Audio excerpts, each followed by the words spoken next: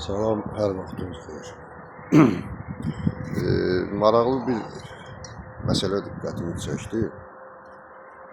Bir vaxtlar yəni çoxluq təşkil edən bir toplum Nəsimiyə ateist deyən, yəni təbii ki, o insanlara aiddir. Amma indi başa düşürlər və dindarların bəzilərindən eşidirəm, bir neçəsindən eşitmişəm ki, yəni insan bu dünyaya gəlməkdə məqsəd əslində əsasən Allahlaşmaq olmalıdır. Allah olmaq yox ha. Hani kimsə yəni coşub özünü ağıllı hesab eləməsin. Mən nə danışdığımı bilirəm. Çünki Tanrı öz nəfəsindən yox, öz ruhundan üfürüb insanı yaradanda.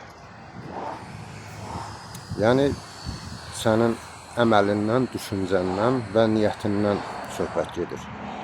Yəni sən necəsənsə, Allahı da o cür təsəvvür edirsən.